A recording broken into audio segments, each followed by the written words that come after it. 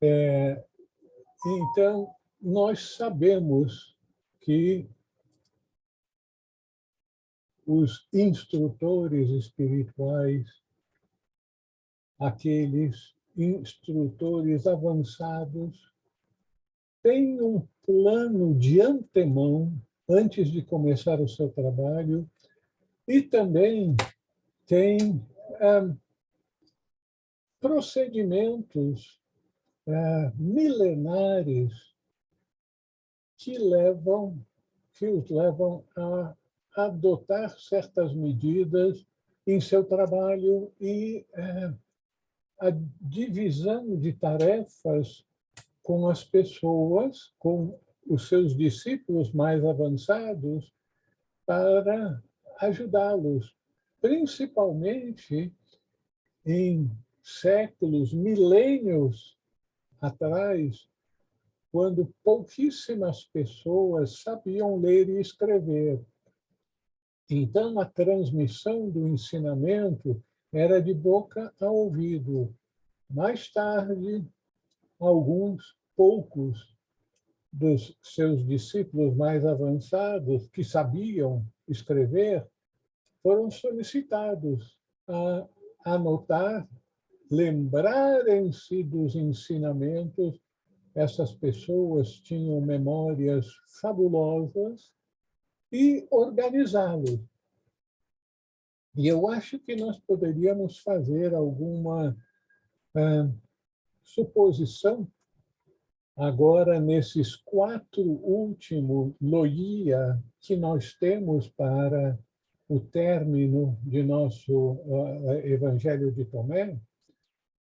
Quem sabe vislumbrar algo do propósito de Tomé, seguindo a orientação do Mestre Jesus, sem sombra de dúvida. Porque nós vemos nesses 4 últimos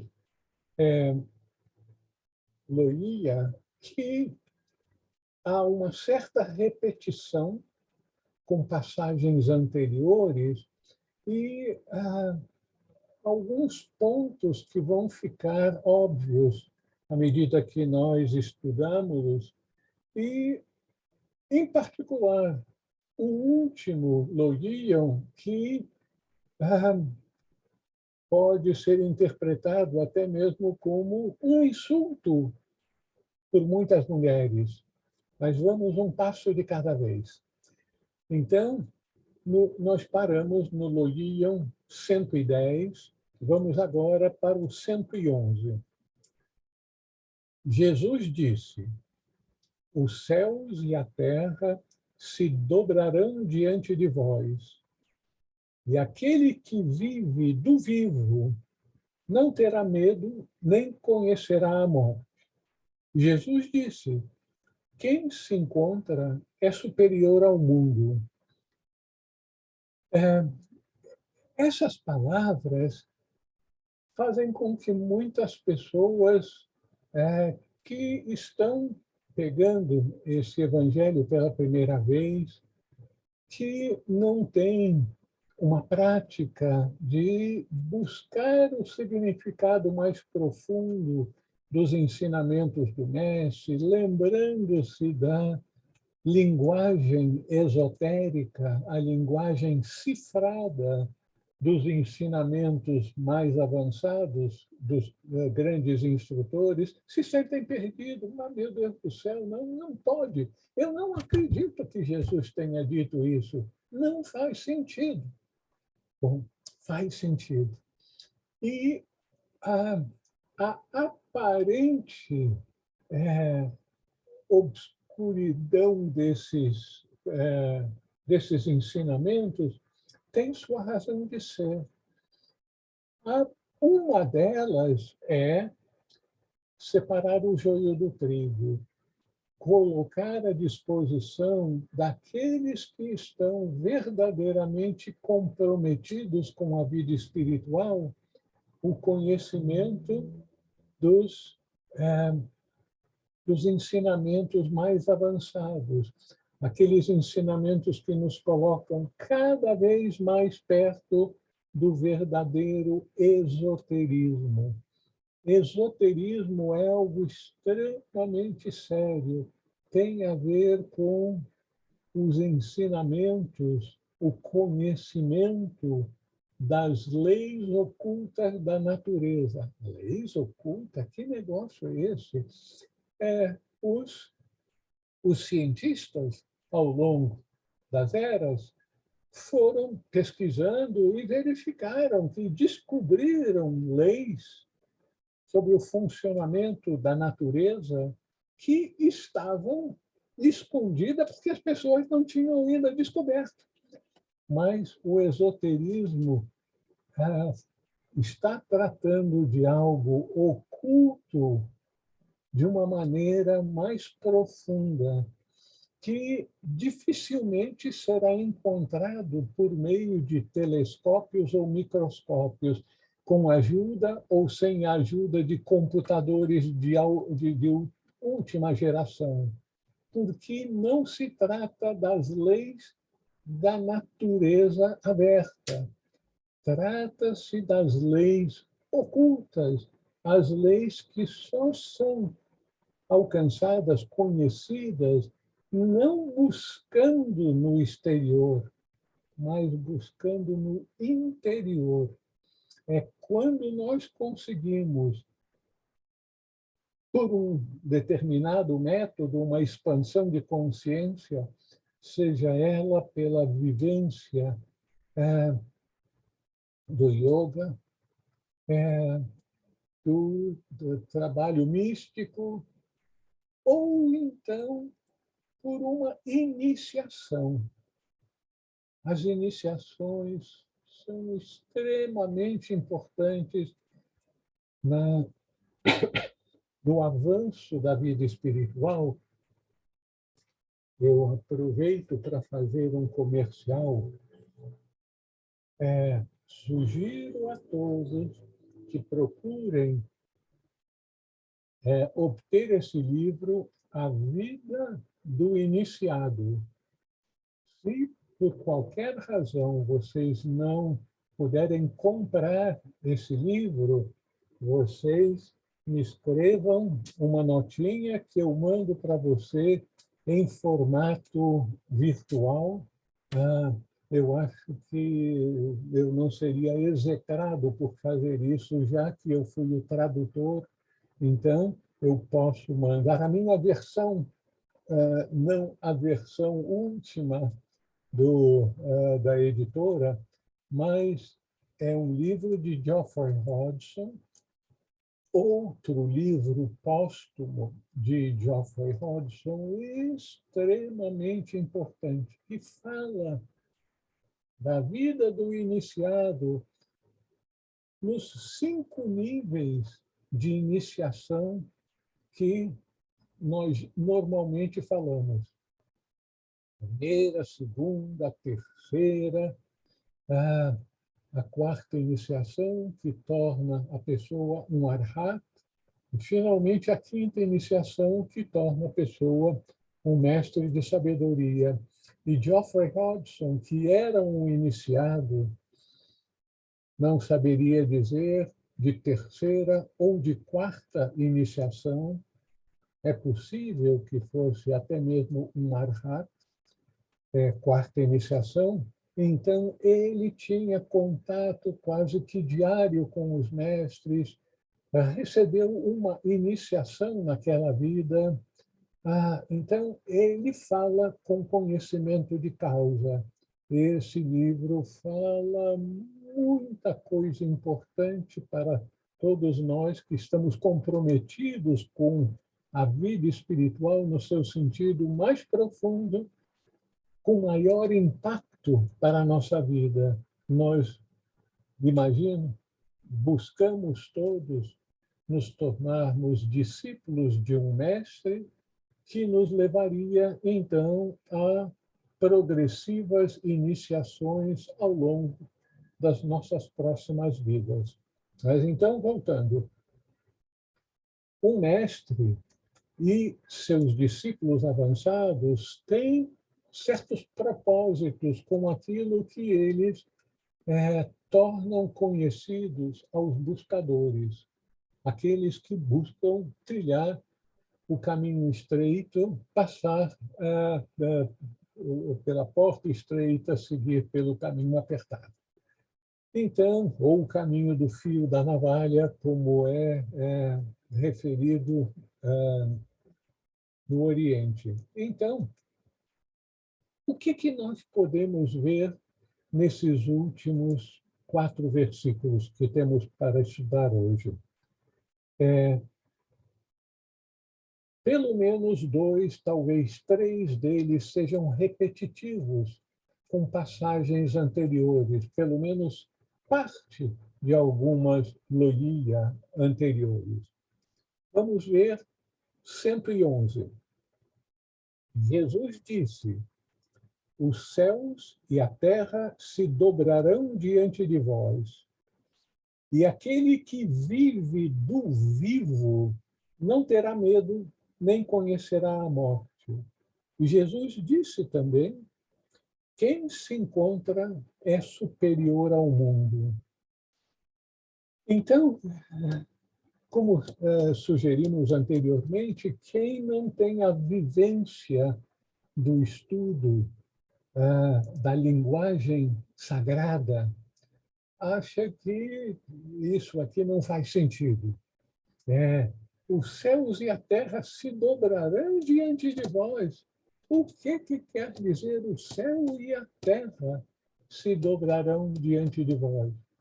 Se dobrarão diante daqueles que forem sinceros buscadores e entrarem naquele caminho de progressiva expansão de consciência, por esforço próprio e com a ajuda daqueles irmãos mais velhos que nos preparam para as iniciações.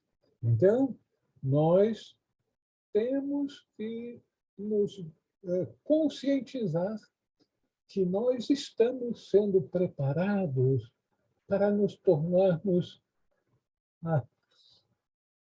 aquilo que nós realmente somos. Aí vocês vão dizer: Raul, você está entrando também nessa linguagem que fala muito e diz pouco.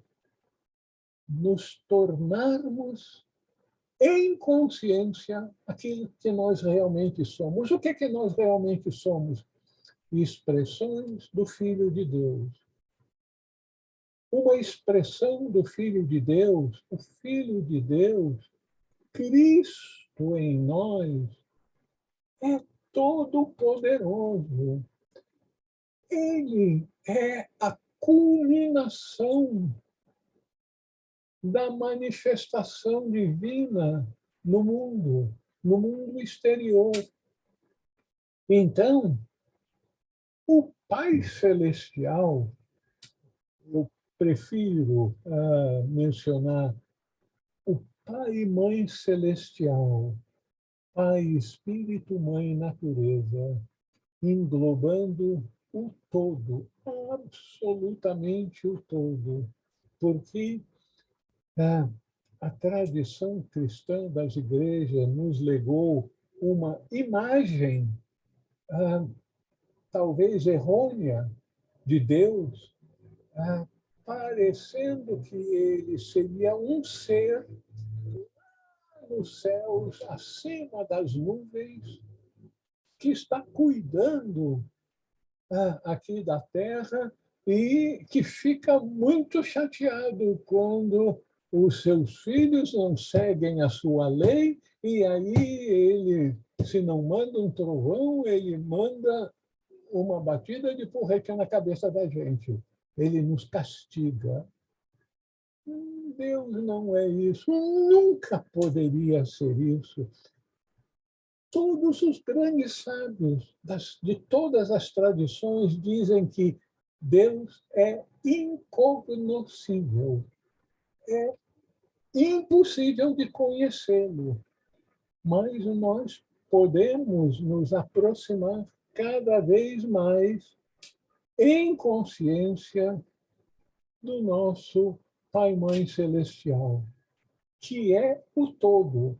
Mas esse todo é um todo tão abrangente que abrange não só toda a população da Terra, dos encarnados e dos que ainda não se encarnaram, que estão do outro lado. Algumas tradições falam em algo como 60 bilhões de seres humanos, 7,5, mais ou menos, que estão encarnados. Então, é provável que a estada média do outro lado, vamos falar assim, muito grosseiramente, se a vida média do ser humano é uns 75 anos atualmente, então nós passaríamos do outro lado, porque tem 10 vezes mais ou 9 vezes mais seres humanos do outro lado, eles teriam uns 700, 650 a 700 anos de espera do outro lado. Douglas, por favor, pode falar. Raul, você estava falando agora há pouco no início que a vida do iniciado, e aí a gente fica pensando num glamour, né, de achar que a vida do iniciado é boa, você adquire alguns poderes e algumas forças, conversa com os elementais da natureza, e etc, faz cura. Mas todos nós sabemos, eu creio que sim, pelo menos as pessoas, as 11 pessoas que estão aqui presentes, inclusive eu, muitas vezes esquecemos que essa jornada de subir essa escadinha é um verdadeiro labirinto vamos dizer assim, de disputas contra o ego e um verdadeiro labirinto, vamos dizer assim, de esforço muito gigante para conseguir qualquer coisa. Estou correto nessa minha análise? Certamente, Douglas, você é um estudioso, estuda essas coisas com seriedade. A gente não deve fazer sonhos de que a iniciação é uma honraria e que nós passaríamos a ser como alguns britânicos se tornam Sir Winston Churchill. Né? Não é se tornar, ser agraciado com algo humano. Não. É ser admitido aquele grupo de seres que foram tocados pela mais profunda compaixão para com o sofrimento humano e se decidem a buscar a iluminação o mais rapidamente possível para capacitá-los a se tornarem pescadores de homens, auxiliares na grande jornada, pessoas, indivíduos capazes de ajudar aos outros a superar as suas limitações e o seu sofrimento. Assim como a médica ou os médicos que aqui se encontram em nossa reunião sabem que a capacitação para ajudar um médico humano para ajudar na cura do sofrimento do corpo, o esforço, a capacitação dos indivíduos a se tornarem médicos de alma é muito mais intensa e difícil, deveríamos dizer, para a gente não deixar ilusões para as pessoas que decidem buscar o caminho acelerado. Carmen, por favor, pode falar. Raul? Obrigado, Raul. Ok. Está me escutando bem? Sim, perfeitamente. Tá. Então, você falou no Evangelho de Tomás a questão do que a gente estuda, desse Deus, né, que ele ficaria furioso quando se faz as coisas erradas, exatamente demonstrando que não é isso, né? Mas deixa os seres mais evoluídos, eles não ficam tristes quando percebem. É como se você visse um filho e que você fica triste quando você percebe ele trilhando no caminho que não é um caminho bom. Ou não, eles não têm esse sentimento, né? Tristeza, sabe? Carmen, a sua pergunta é bem ampla. Todos nós temos, vamos dizer, um certo círculo de empatia com os outros. Os membros de nossa família, os nossos amigos íntimos,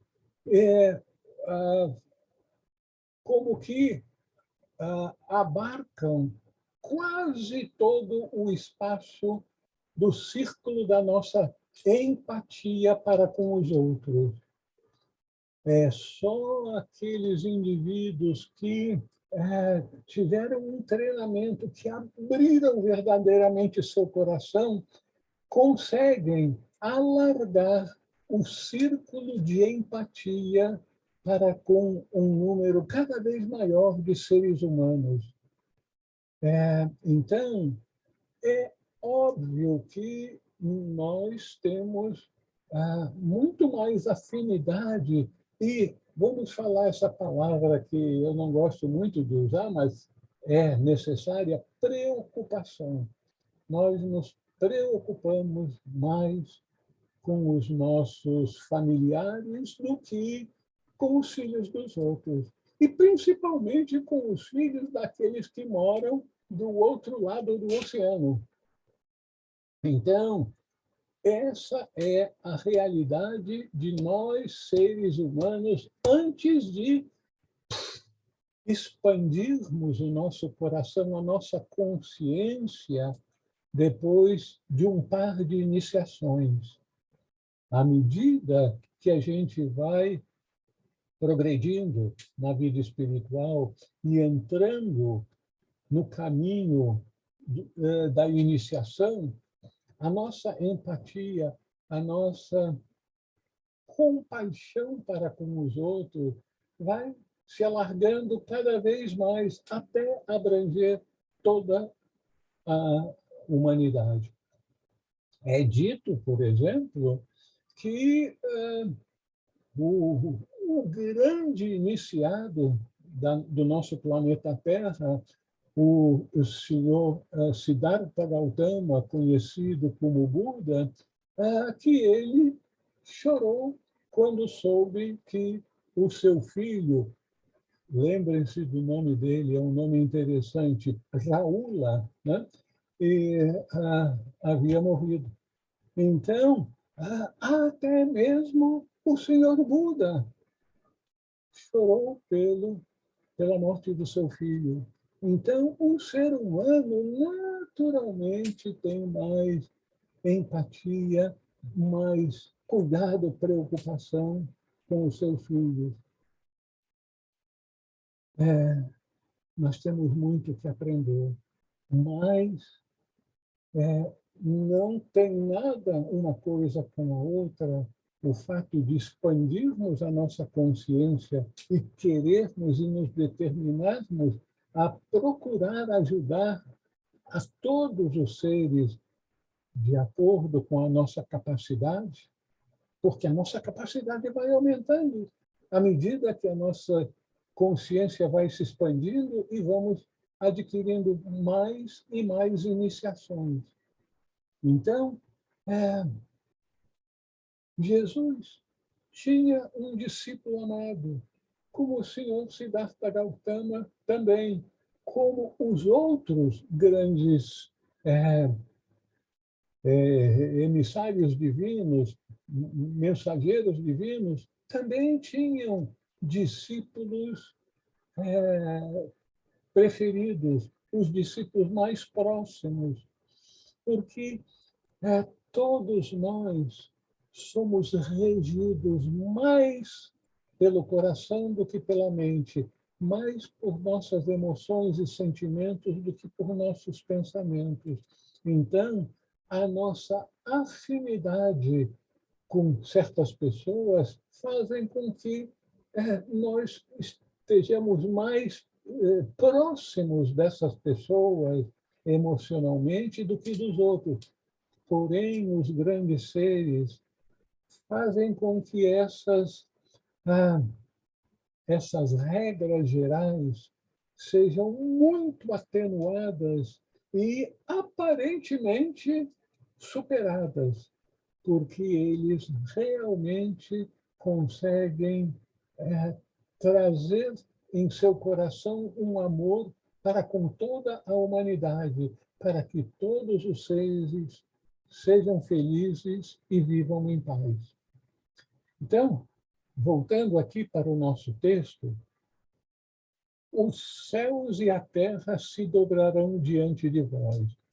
Ou seja, todos os seres do céu e da terra se dobrarão, nos saudarão, ficarão extremamente felizes e vão nos saudar à medida em que nós nos tornarmos meritórios dessa saudação, dessa expressão de autoapreço para conosco.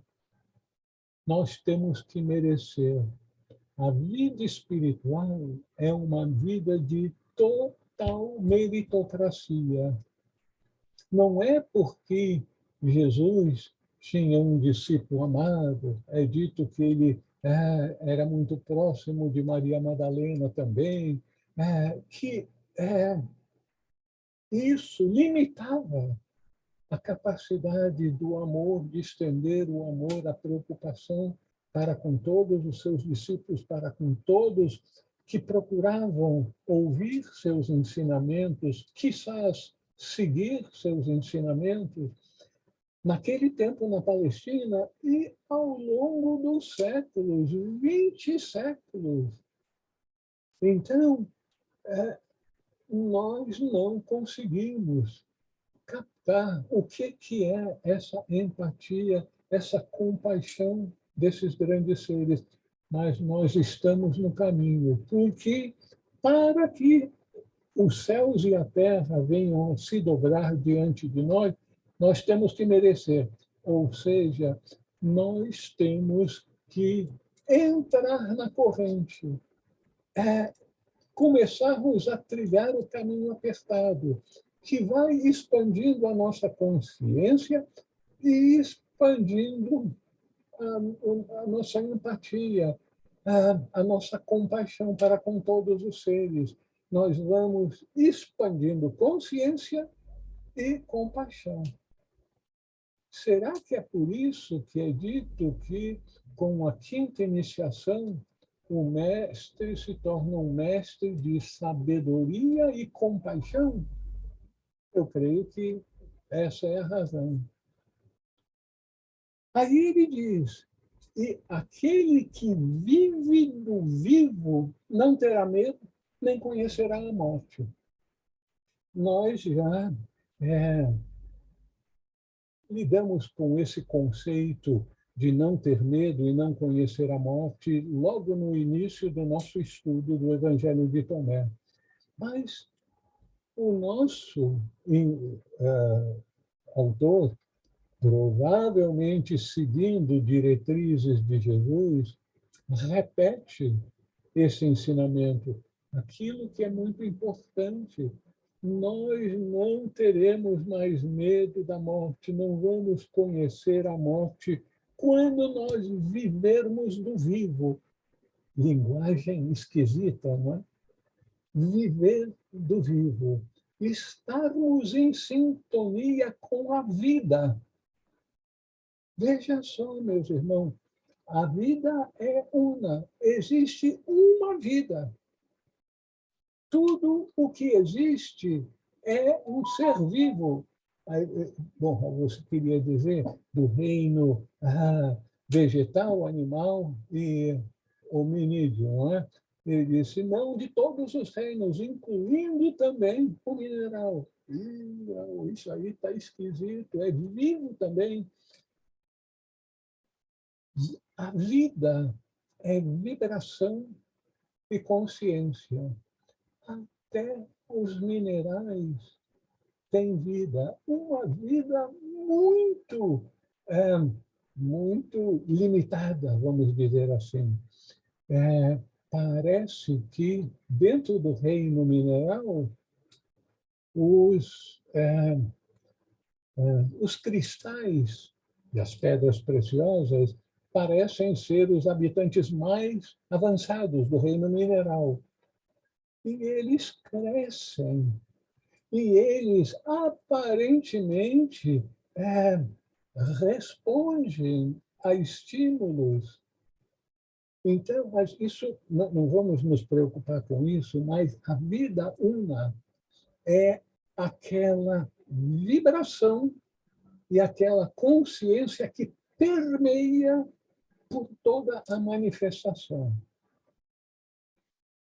Por que por toda a manifestação? Porque não há nada fora de Deus. Deus é a vida una. Então, aquele que vive do vivo, aquele que vive da vida una, não terá medo, nem conhecerá a morte. Ele tem a sua consciência expandida a tal ponto que sabe que ele não é o corpo, ele usa um corpo. Ora, vamos e venhamos, nós sabemos que essa é uma instrução que a gente ouve, entende, aceita, mas ainda não consegue vivenciar. Nós ainda somos muito apegados ao nosso corpo, nós ainda temos um pouquinho de receio, só um pouquinho de receio da morte. Então, é um ensinamento repetido para que a gente não se esqueça dele, para que a gente possa cada vez mais vivenciá-lo para aquilo que espera todos nós, que é a passagem desse mundo em que vivemos, com um corpo ativo, para um mundo em que deixaremos esse corpo para trás e iremos atuar no tornarmos conscientes com outros corpos e, finalmente, sem corpos. Então, aquele que vive do vivo, que entende, que vivencia essa realidade última, não terá medo nem conhecerá a morte.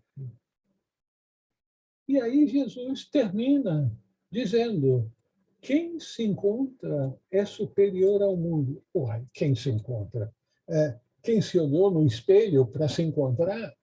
Certamente que não é olhar no espelho, porque senão todos nós já seríamos mestres de sabedoria, olhamos para o espelho todos os dias. Bom, quem se encontra o seu verdadeiro ser em sua consciência.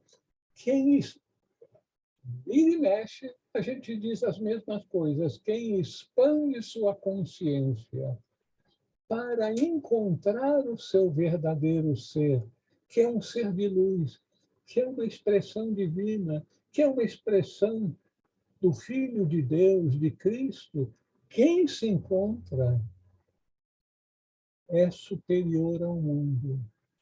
Então, toda a beleza e essa multiplicidade de vidas, de caminhos que nos deixa boquiaberta à medida em que a gente vai se inteirando mais das belezas da natureza, quem se encontra internamente, em vez de buscar as belezas externas, busca a beleza dentro de si, o poder dentro de si, o conhecimento dentro de si. Quem se encontra é superior ao mundo.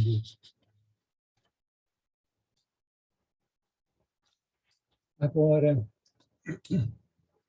falando de terminologia,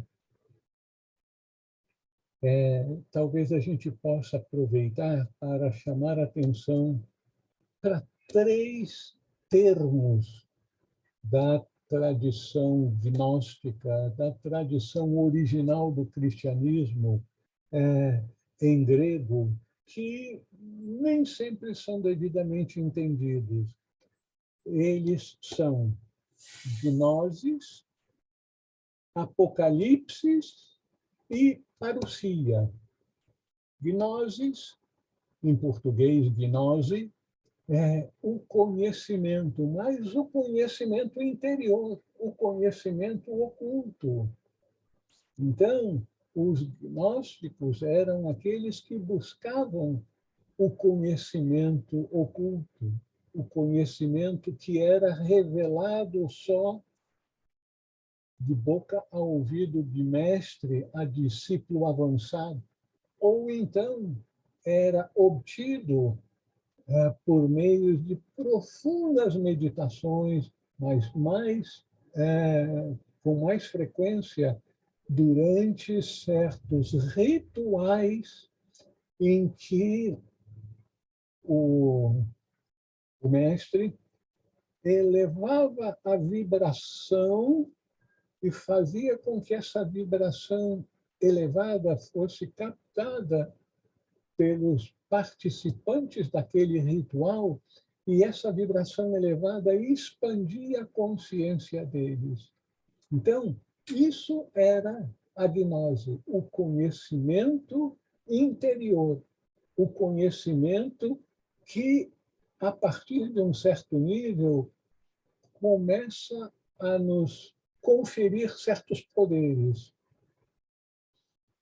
E aí, eu quero aproveitar o link com o que o Douglas chamou a atenção inicialmente, aquele que obtém essas expansões de consciência e, consequentemente, o conhecimento esotérico, isso aí não é para o seu deleite, não, para se locupletar com esse conhecimento, como se fosse assim um unguento que tira as rugas, uma pílula que nos torna 10, 20, 30 anos mais novo. Nada disso. É um conhecimento que nos capacita a atuarmos de forma mais compassiva no mundo, a nos tornarmos verdadeiros pescadores de alma. Então, isso implica inconsiderável autossacrifício, porque um dos compromissos daqueles que recebem esse ensinamento esotérico é nunca, enfatizando o nunca, usar esses poderes para benefício próprio, porque isso, à medida que é feito 1, 2, várias vezes, nos torna magos negros, no sentido de sermos pessoas extremamente autocentradas, egoístas, que querem se servir não só de recursos da natureza, financeiros, de poderes políticos, mas de poderes esotéricos para benefício próprio. Infelizmente, existem alguns desses seres. Infelizmente, por quê? Porque não estão precavidos à medida que começam a fazer progresso e levam em consideração alguns ensinamentos específicos voltados para ele. Por exemplo, todos aqui, espero, já estudaram 2, 3 vezes Luz no Caminho. Se não estudaram 2, 3 vezes, só leram uma vez, está na hora de estudar outra vez. E se quiserem alguma ajuda, eu posso mandar algum material para vocês estudarem mais Luz no Caminho. É só mandar uma mensagenzinha que eu mando para vocês esse material. Porque Luz do Caminho começa a instrução para os discípulos avançados: mate a ambição. O primeiro ensinamento: mate a ambição. Então, as pessoas ambiciosas que recebem poder podem ser muito inteligentes, muito bons administradores, muito bom de papo, de discurso, mas se é ambicioso, ele vai usar os seus dons, os seus poderes para benefício próprio ou de sua família, o que é a mesma coisa. E a gente vê como pessoas que não têm conhecimento esotérico, mas têm poder temporal, como usam esse poder em benefício próprio e de seus familiares. Então, entrar no caminho esotérico, o caminho que vai expandindo a consciência e o conhecimento esotérico, deve ser trilhado com muito cuidado, porque é como os orientais chamam um caminho do fio da navalha. Se fizer muito, pode errar, se fizer pouco, pode errar. Tem que encontrar o equilíbrio sempre. E quem é que acha que ser equilibrado é fácil? Por que que nós temos um signo do zodíaco de Libra que ensina as pessoas a encontrarem o equilíbrio? Eu conheço algumas pessoas muito inteligentes, muito bondosas, muito cheias de méritos, mas que nasceram em Libra por boas razões. Porque cada vez mais, à medida que a gente vai trilhando o caminho do fio da navalha, a gente tem que aprender o equilíbrio, porque equilíbrio faz parte da sabedoria. Então,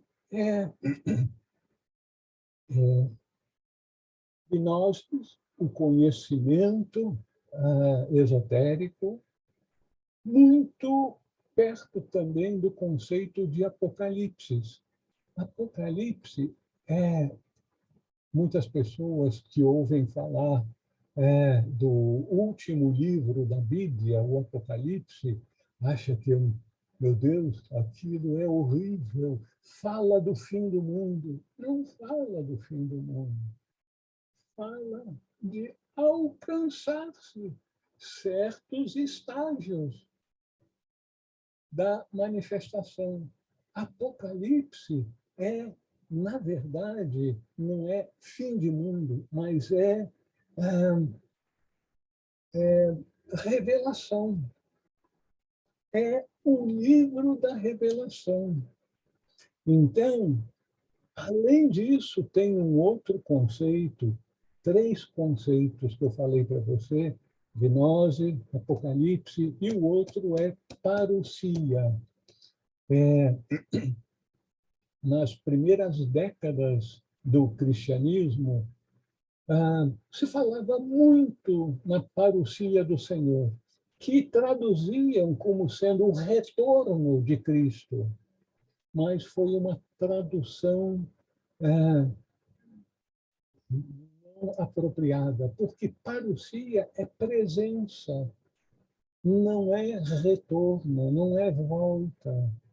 Então, a parousia, a presença do Senhor. Qual é o Senhor que eles esperavam? A segunda parousia era Cristo em nós. Não é Jesus Cristo voltar pela segunda vez, porque a gente sabe que ele não voltou como Jesus Cristo. Ele teve outras encarnações, como outras personalidades que não tocavam no nome de Jesus, tinham suas missões específicas. Cada encarnação de todo ser humano, inclusive nossa, cada um de nós está aqui nesse mundo para aprender certas lições muito específicas. Então, nós precisamos estar cientes disso. Com licença.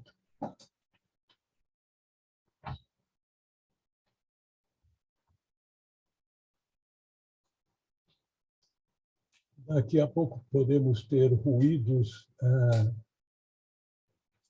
dentro do apartamento, o resto da família vai chegar. Então, gnoses, apocalipse, parousia. E nós vemos, eu chamei a atenção dessas três palavras por causa de uma passagem na primeira epístola de João, que eu vou ler agora. Caríssimos, agora somos filhos de Deus. Então, é um conhecimento profundo de a gnose. Embora ainda não se tenha manifestado o que havemos de ser. Falta de gnose para cada um de nós, nesse particular. O que havemos de ser, qual é a nossa missão nessa vida? E na outra vida, e na outra, até que venhamos a alcançar o nível de um arhat e depois de um mestre de sabedoria. Sabemos que quando ele aparecer, parousia, apocalipse, é uma revelação quando ele aparecer, quando Cristo em nós aparecer.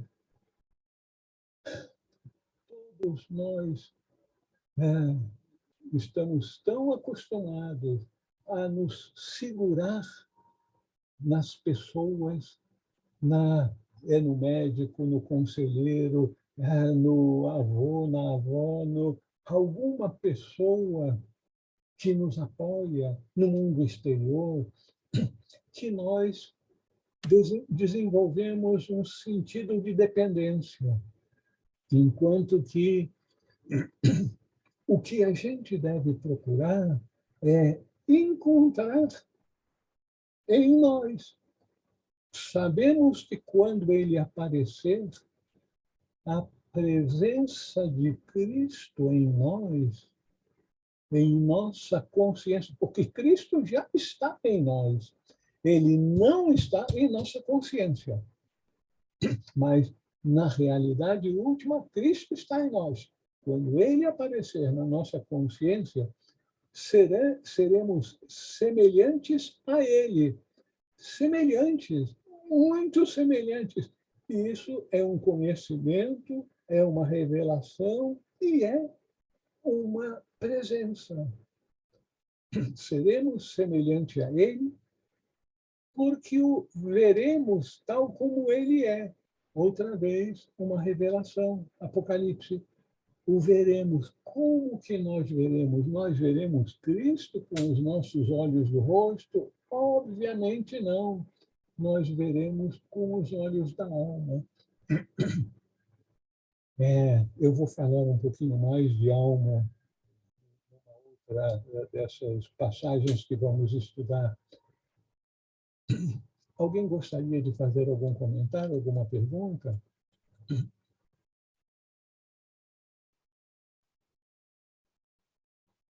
Então, continuamos.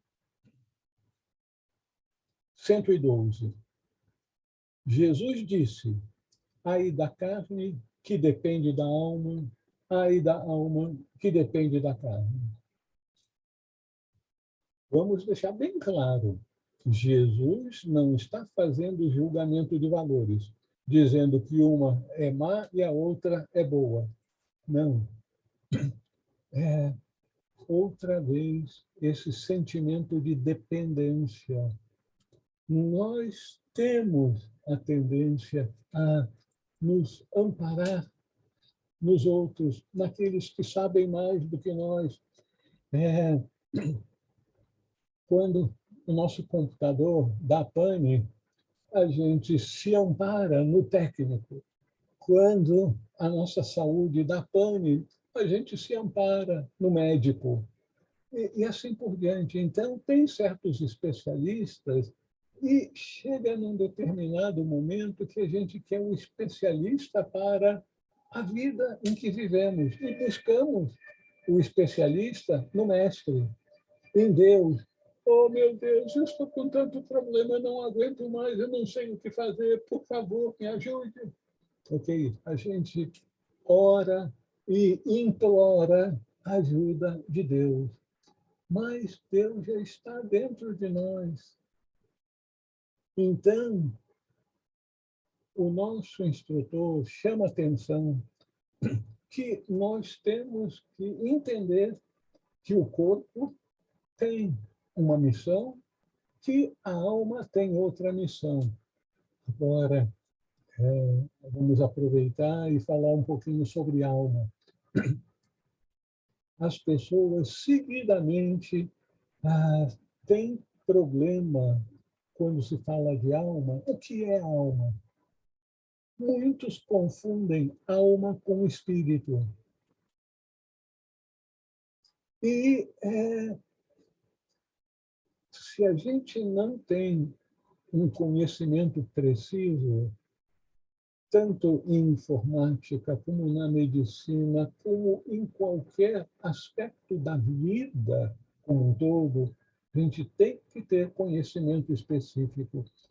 A alma não é espírito. A alma é uma unidade de consciência. É por isso que Blavatsky, para facilitar o nosso entendimento, disse que o ser humano tem 3 almas. Não, o ser humano tem uma alma. Porém, a maior parte do tempo da vida do ser humano, a sua alma está em kama manas, como ela usava essa terminologia, está as emoções e a mente entrelaçadas. Então, é uma consciência, uma alma, uma consciência animalesca, vamos dizer assim. O ser humano agindo mais como animal do que como ser racional. E ela fala uma segunda alma humana, que está em manas, na mente. E uma terceira alma, que está em budimanas, está em Budi, aliada com a mente superior como seu veículo de manifestação no mundo. Então, resumindo, nós temos uma alma que vai expandindo a sua consciência. Por milênios e milênios, a nossa consciência está no nível animalesco da vida humana. Então, está em kama manas. É o que Blavatsky chama de alma animal. E depois, quando nós começamos a estudar, começamos a buscar a vida espiritual, aí a nossa alma entra no nível da mente, mas da mente concreta. Somos estudantes, buscadores, a nossa alma está na mente concreta.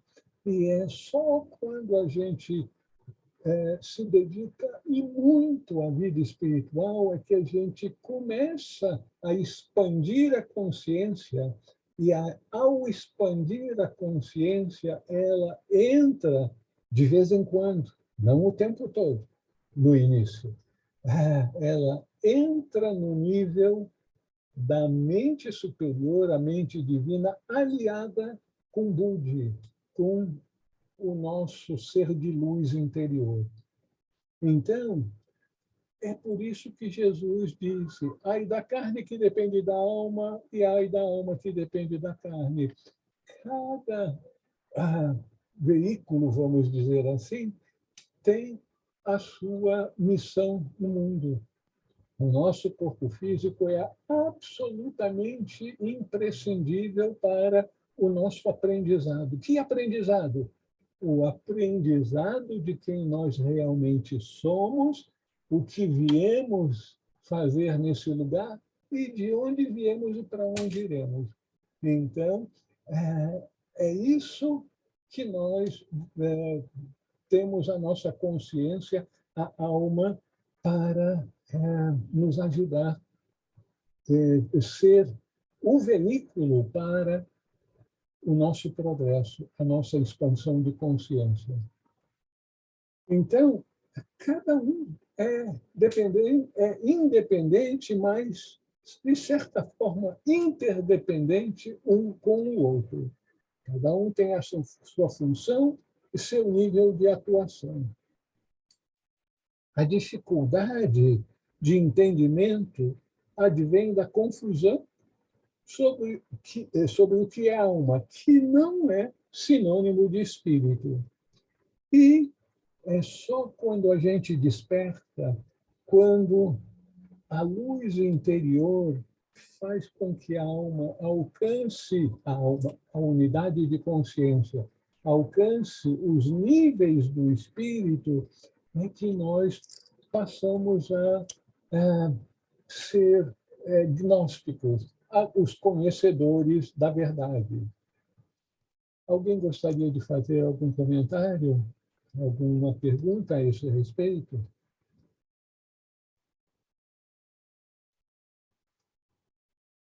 Então, vamos passar para o próximo. 113. Seus discípulos disseram-lhe: quando virá o reino? Jesus disse: ele não virá porque é esperado. Não é uma questão de dizer, eis que ele está aqui ou eis que está ali.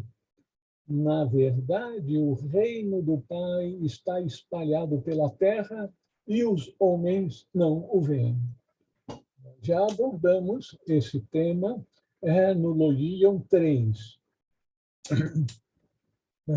Talvez seja até melhor, mais prático, mais direto, a nós perguntarmos onde é que Deus não se encontra. Perguntar quando virá o reino dos céus, o reino de Deus, aonde nós comungaremos com Deus, em consciência, né? Comungar com o todo. O reino dos céus é apresentado por muitos como sendo o estado de consciência com Deus, que é o todo, e com todos os seres. Então, é um estado de consciência, é uma expansão de consciência.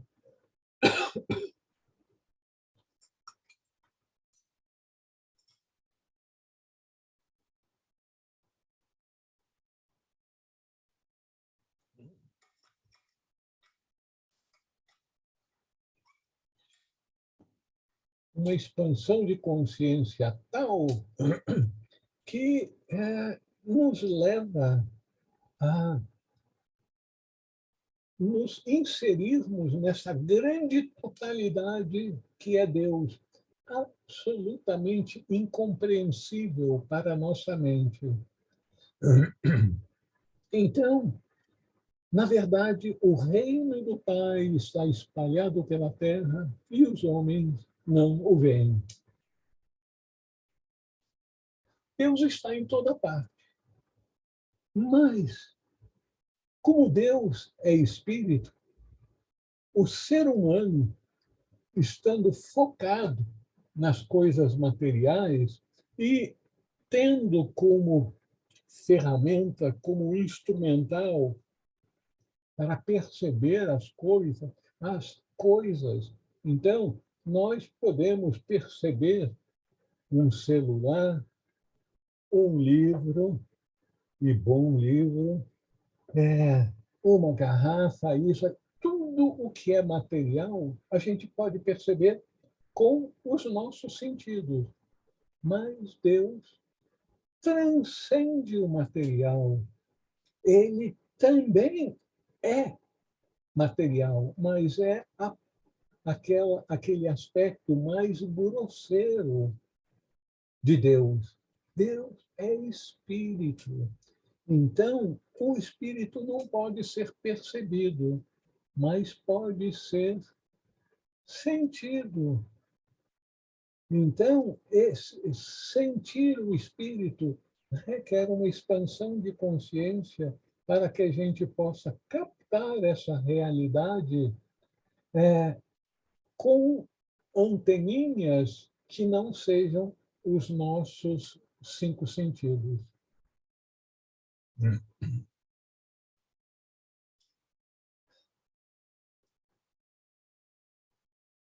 O que é a vida? Deus está em toda parte. Ele é a vida também. O que é a vida? É o pulsar divino nas formas materiais.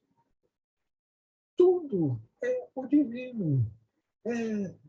Todas as coisas são vibrações que vêm da origem divina do todo.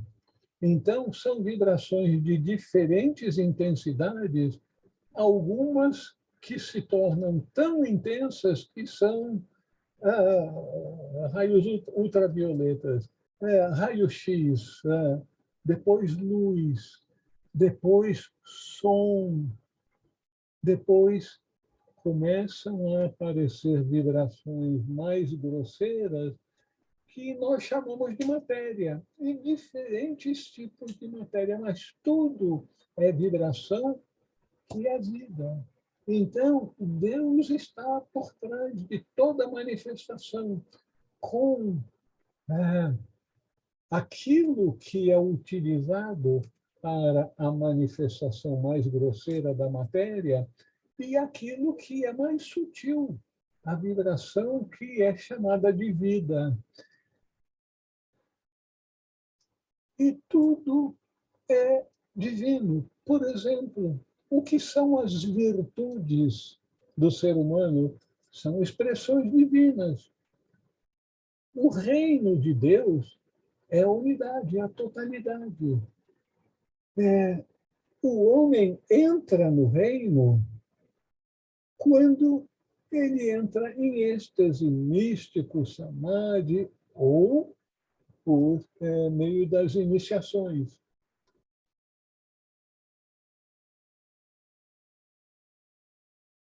Como se alcança, então, essa consciência do reino, essa consciência do divino, já que o reino do Pai está espalhado pela terra e os homens não o veem, porque nós não conseguimos ainda captar o reino do Pai, essa vivência da unidade? O que a gente precisa fazer para alcançar essa consciência?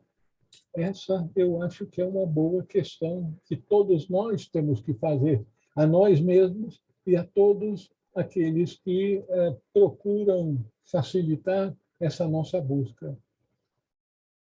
a principal coisa é retirar todos os obstáculos do caminho para a expansão de consciência.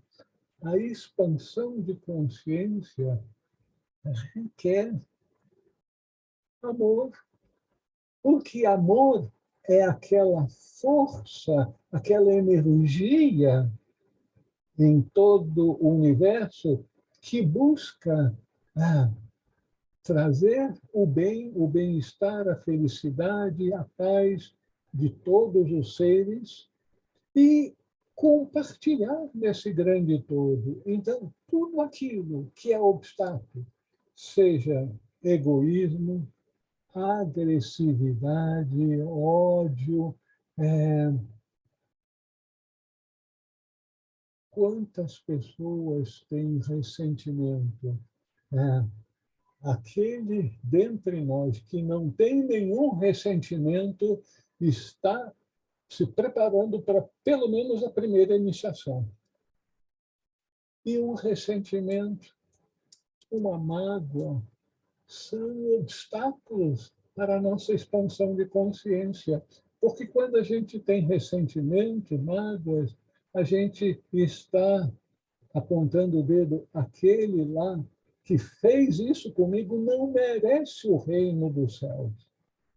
Então, tirar do caminho tudo aquilo que bloqueia a expansão e, em vez disso, limita a nossa consciência, excluindo fulano, beltrano, cicrano, esse grupo, aquela religião, aqueles crentes ou descrentes, e aí a gente vai acrescentando mais e mais grupos que a gente vai querer excluir do reino dos céus, dos eleitos. Não. Então, para entrar nessa consciência expandida, nós temos que nos abrir para o amor, para o acolhimento, para a compaixão, para com todos os seres.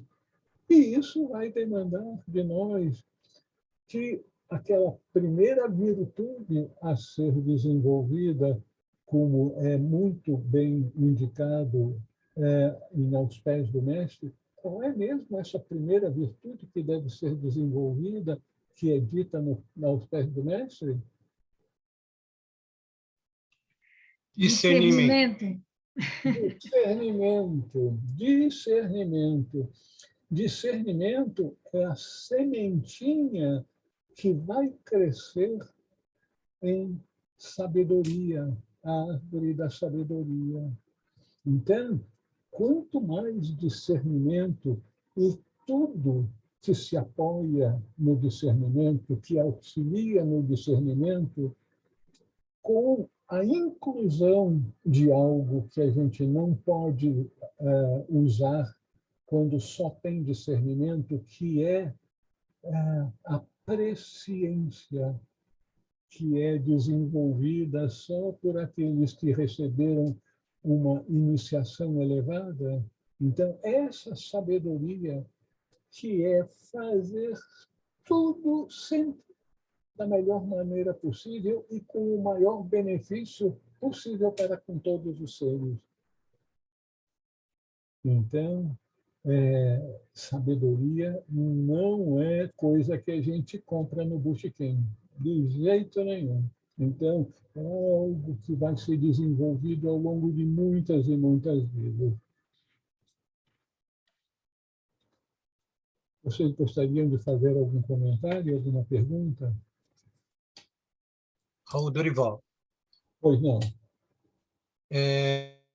Uma pessoa que tem uma experiência quase morte. Ela, naquele momento que ela tem a experiência e consegue visualizar ou ter contato com uma parte do divino nele ou na consciência, né? No caso seria, eu acredito que é na consciência dele. Ele conseguiu isso se esforçando ou simplesmente teve um flash de luz? de verdade na vida dele? O mérito dele mesmo?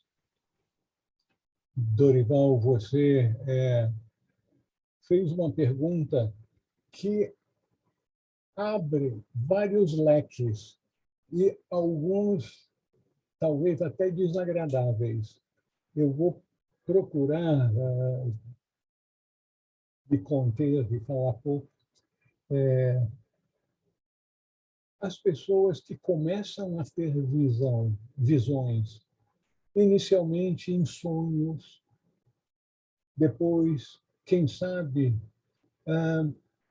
em circunstâncias de expansão de consciência que podem ser transes ou podem ser verdadeiras pequenas iluminações.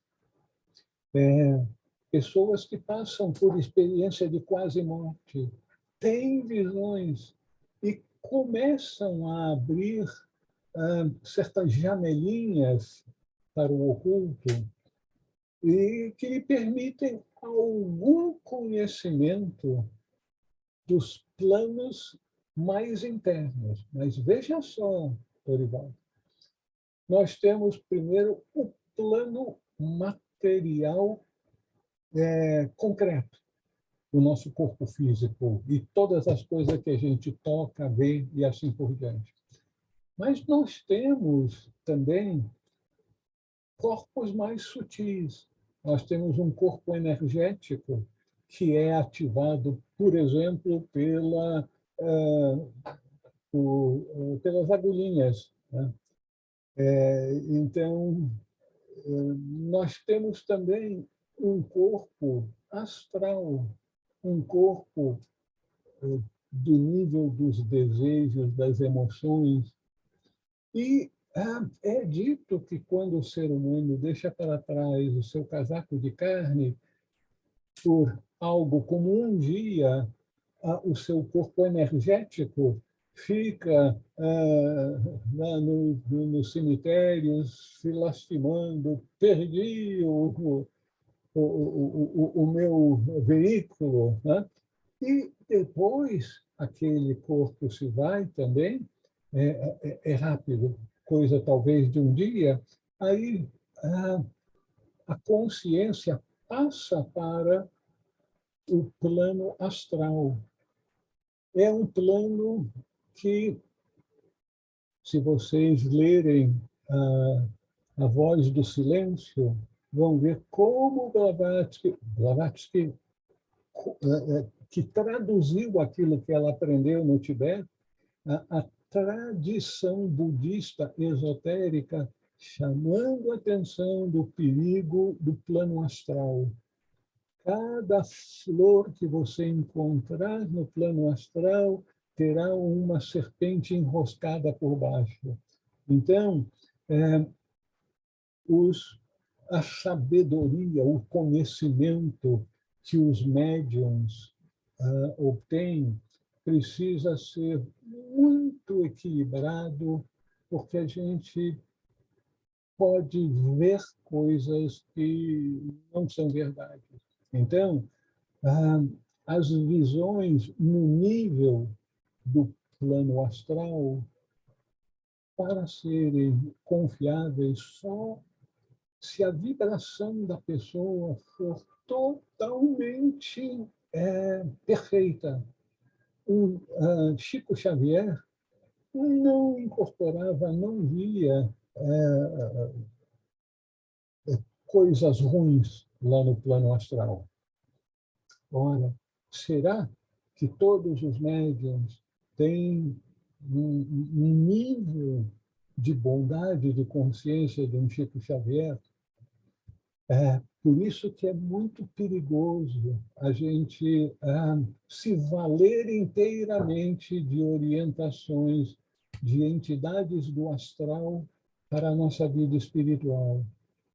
Eu estou procurando ser cauteloso, não estou dizendo que vocês não devem, de jeito nenhum, ter orientações do plano astral, mas eu estou dizendo, repetindo o que os grandes sábios dizem, muita cautela com aquilo que vem do plano astral, porque esse é o plano da instrução, mas que não é o plano da sabedoria, como nos diz a voz do silêncio. Então, nós vamos começando a abrir uma consciência de planos internos, mas não significa que é a sabedoria última, que é o conhecimento último que nós precisamos.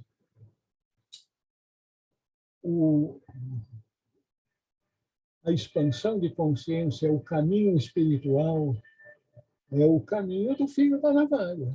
A gente vai o tempo todo, mesmo quando recebe mensagenzinhas, tem visões, isso, aquilo, tem que ter muita cautela, muita cautela.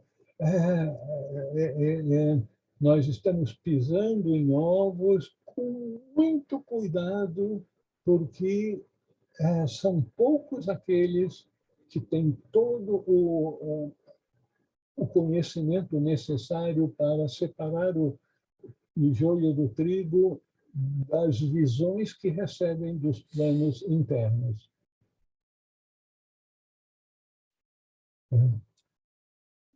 Continuamos, então, na última. Obrigado, Raul.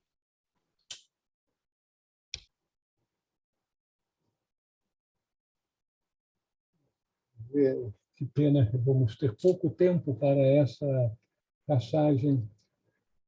114, a última passagem. Simão Pedro disse-lhes: que Maria saia de nosso meio, pois as mulheres não são dignas da vida.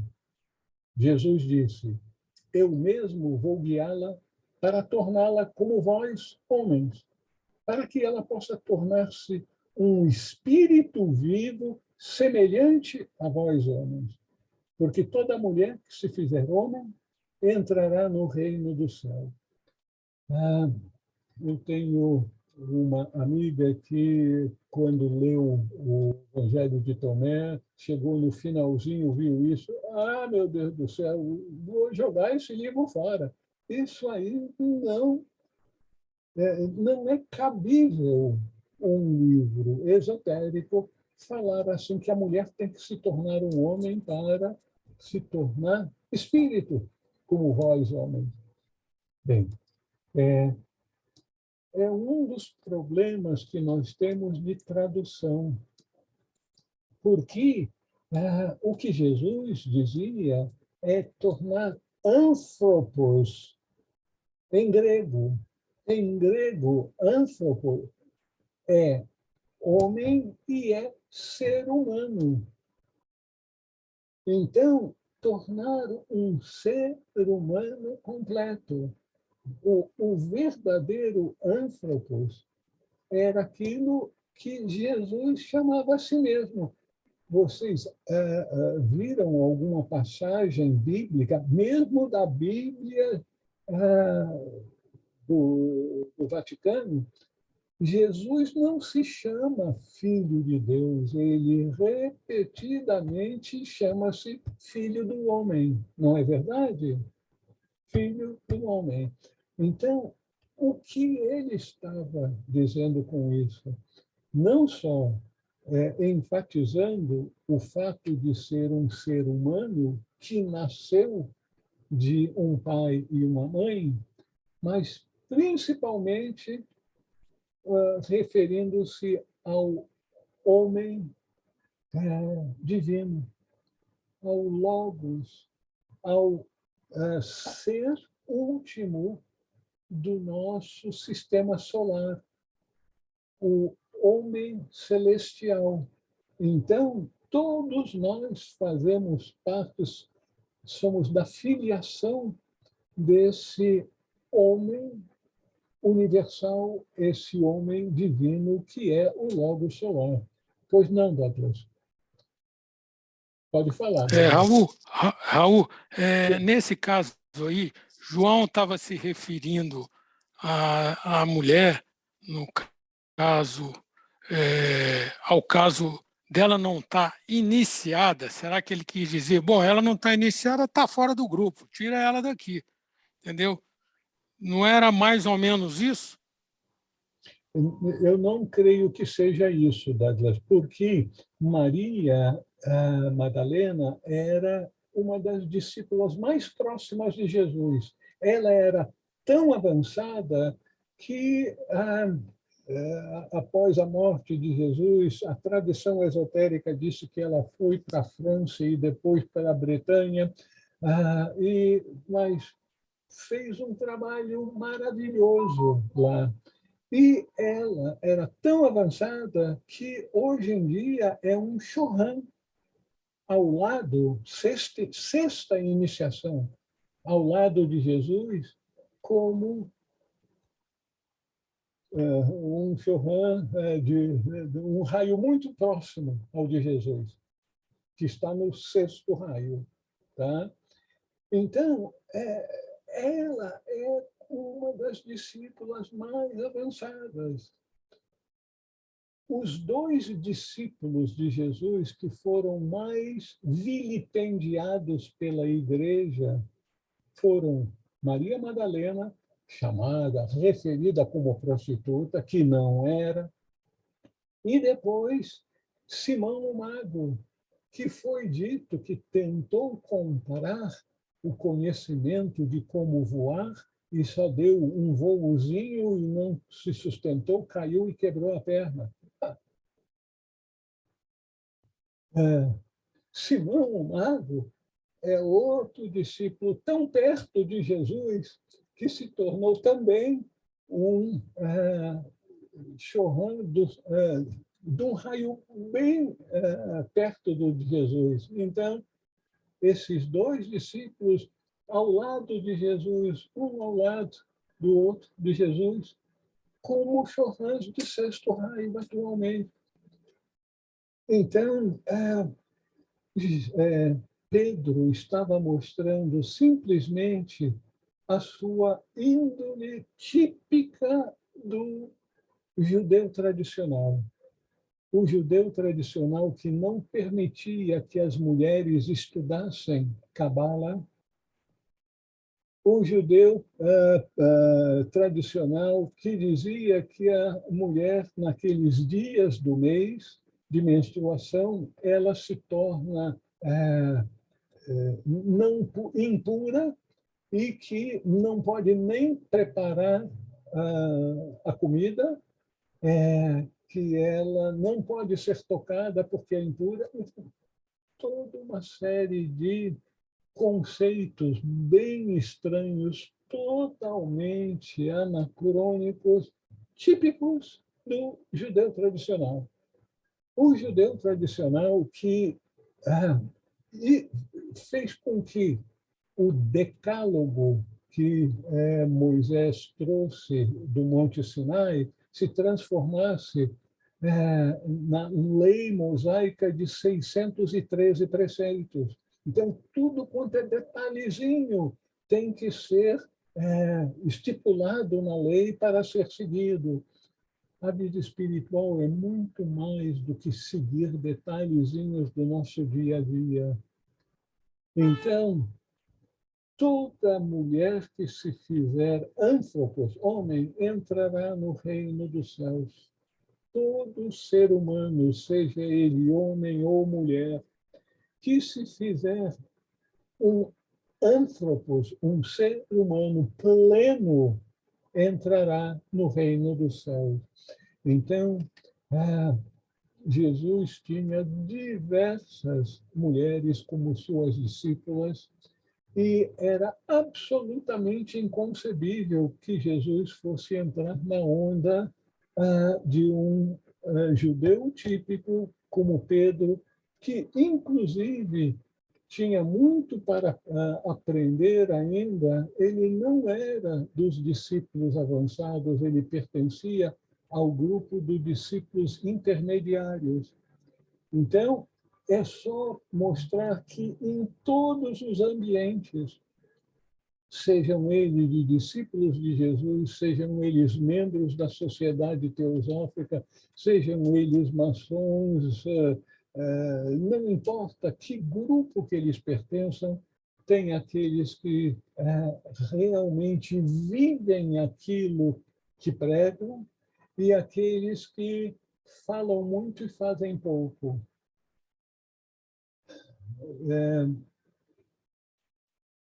Nós poderíamos estender isso bastante, mas eu acho que a essência é essa, que o importante é vivenciar como um ser humano a natureza última do ser humano. A natureza última do ser humano é divina, não é humana com um sexo. 52% de um lado, 48% do outro. Não, e o 48% querendo mandar nos 52%. Não é assim.